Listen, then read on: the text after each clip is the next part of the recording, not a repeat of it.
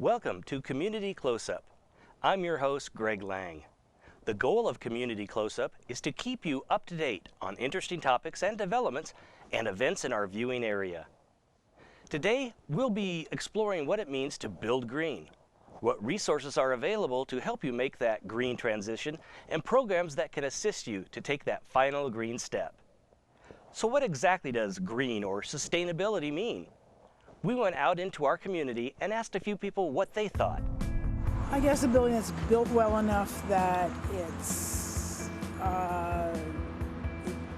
doesn't let in too much heat or too much cold. It has like insulation, perhaps it has solar fitting. Things that are renewable.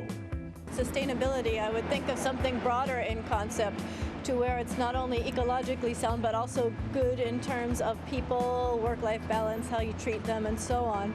Well, reusing buildings that exist and doing some upgrades rather than new buildings, sprawl, trying to keep things tight.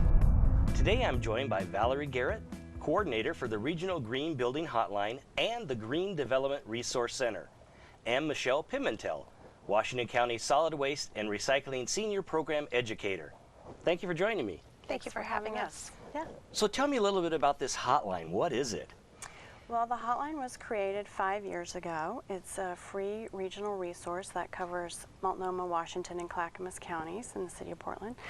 And it is mostly funded by Metro, the city of Portland, and Clackamas, Multnomah, and Washington counties.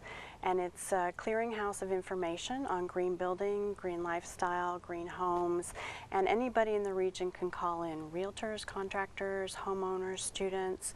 We get a wide variety of callers looking for information. Wow. But what if they do burn out? Do I just throw them in the trash like everything else, or what can I do with them?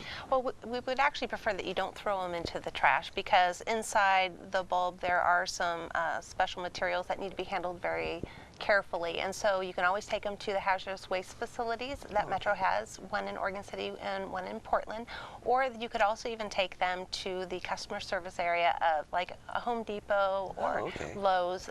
Call ahead though to make sure that they have a facility and a space for that, but yeah, just very carefully bring them in, and as long as they're in one piece, they'd be happy to take care of them and dispose of them properly.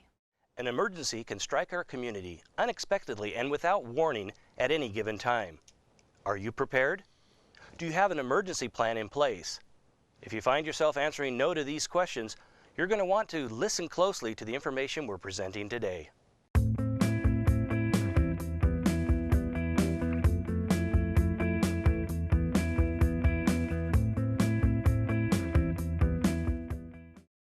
Now, I understand that you, as well as a lot of people in our area, do live in more rural areas of the county.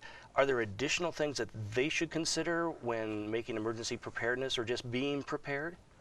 Well, I think the farther out you are from the core of a city, the longer you need to be prepared to be on your own.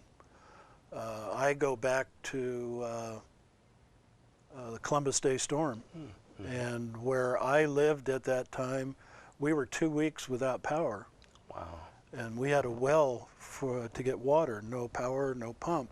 So for me, I've got a fairly heavy-duty portable generator, a large one, along with my food supplies and my water.